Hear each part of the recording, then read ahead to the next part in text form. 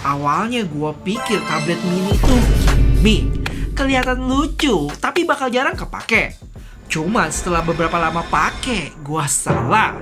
Belum lagi secara spek, kecil-kecil gini buas banget. Beda dari tablet kebanyakan.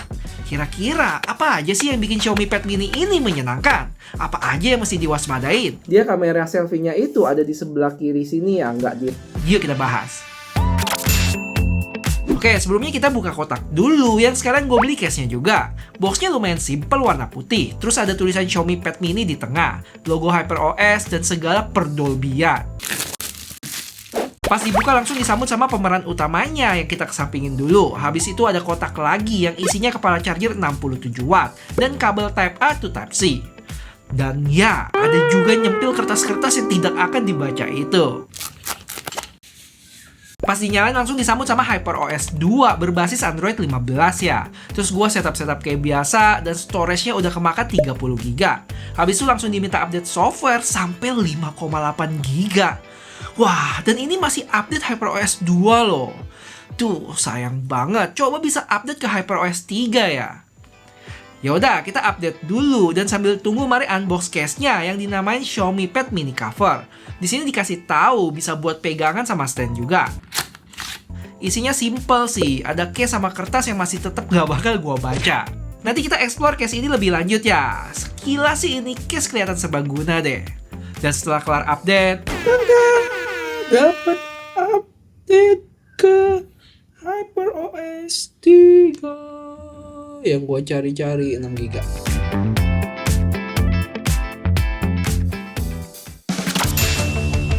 impresi gue sama tablet ini, ukurannya sih juara. Gue udah sempat pakai beberapa lama dan enak banget buat dibawa kemana-mana. Masuk tas kecil nggak makan banyak tempat, dipakai sambil rebahan enak, bahkan di tempat yang agak sempit masih nyaman. Case-nya juga surprisingly kepake banget. Untuk posisi portrait tinggal selipin jari kayak gini. Atau buat landscape juga bisa, walaupun posisinya agak unik nih.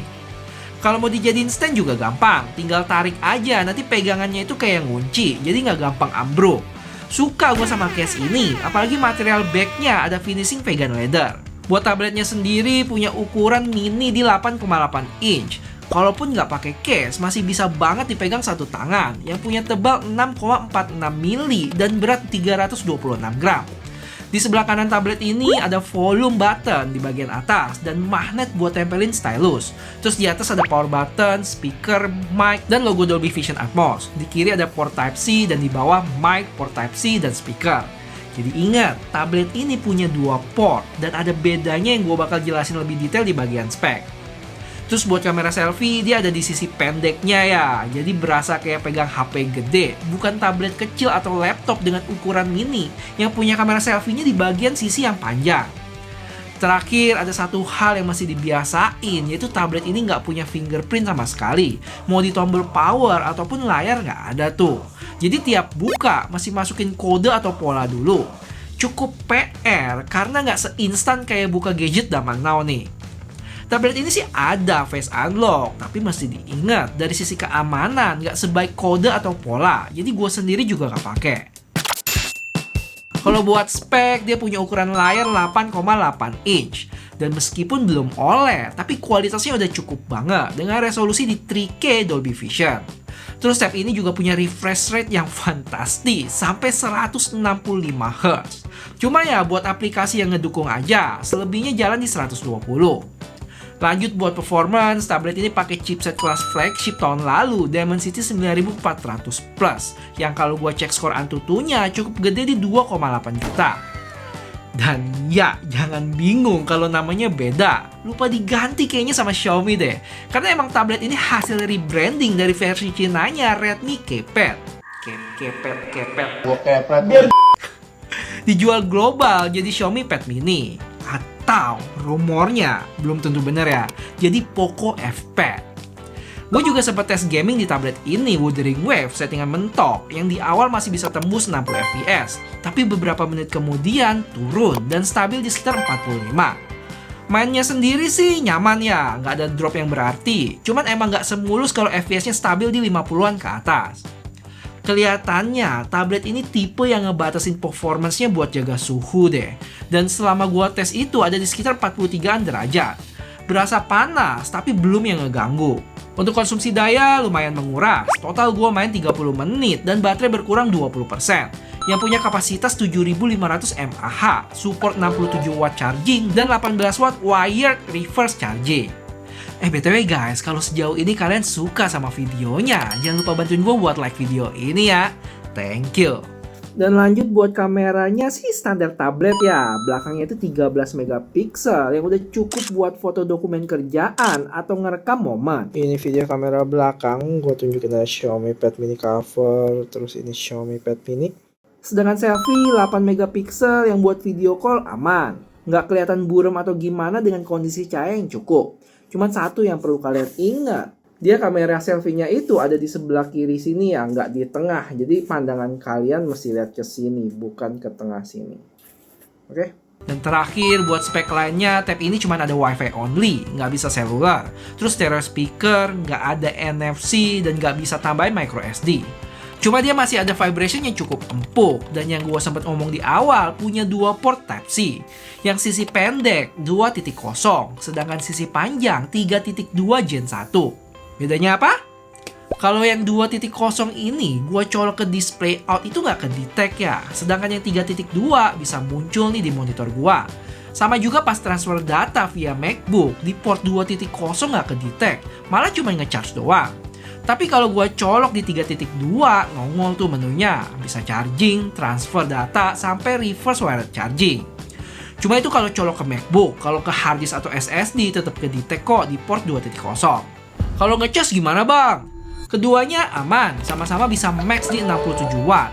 Menurut gue punya 2 port ini sih cukup berguna. Misalnya buat kalian yang suka presentasi dengan baterai tablet yang sekarat, kita bisa display out sekaligus nge-charge tabletnya juga. Oke, walaupun ukurannya kecil, tablet ini ternyata masih cukup fleksibel buat produktivitas. Tapi tentu ingat, ini bukan buat pengganti laptop, lebih ke alat kerja ringan yang praktis. Di sini kita masih bisa lakuin multitasking kayak split screen dan floating window kayak tablet Android lainnya. Belum lagi kita bisa konekin ke keyboard Bluetooth lipat gua yang tinggal buka aja dan kerja deh. Terus ada workstation mode yang ngubah tampilannya jadi mirip desktop. Semua aplikasi muncul sebagai window gitu. Habis itu, buat temen-temen yang kerjanya pakai stylus, tablet ini juga support Xiaomi Focus Pen. Ada fitur hover, terus palm rejection-nya aman, dan gestur buat ngubah tulisan kita jadi teks. Dari sisi software, terutama HyperOS 3, kalau gue kepoin di website mereka, buat tabletnya sendiri ada beberapa. Di antaranya latency stylus yang lebih rendah, dan split screen di tablet ini lebih fleksibel, dengan rasio bisa sampai 1:9. Terus terakhir buat AI, sebagian besar yang ada di HP Xiaomi itu bisa dipakai di tab ini ya, kayak AI Writing, Translate, Interpreter, sampai Gemini, dan Circle to Search-nya Google hadir. Oke, jadi di Singapura ini tabletnya punya 2 warna, ada ungu sama abu-abu, dengan satu varian yaitu 12 plus 512. Buat harga resminya sih di 799 Singapura dolar ya, tapi sekarang ada potongan 50 dolar atau sekitar 9,7 juta. Dan ini belum termasuk aksesorisnya. Case dijual terpisah 29 dolar dan stylus 89 Singapura dolar. Kalau full set gini sih bisa tembus di atas 10 juta. Buat gua cukup nyesek ya untuk seekor mini tablet.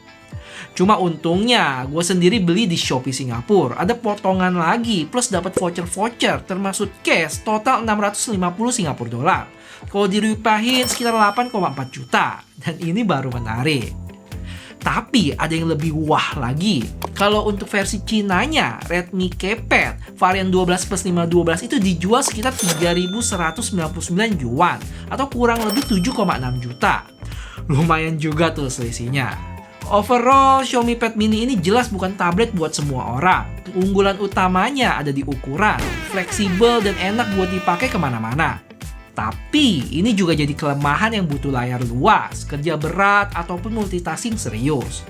Soal performance gak usah diraguin lagi, kelas flagship dengan dukungan stylus dan multitasking buat produktivitas ringan. Cuma bakal keluar di Indonesia atau enggak, jujur gue nggak ada info sama sekali. Gelap. Dan sampai sekarang Xiaomi Indonesia belum ada gembar-gembor bawa tablet ini.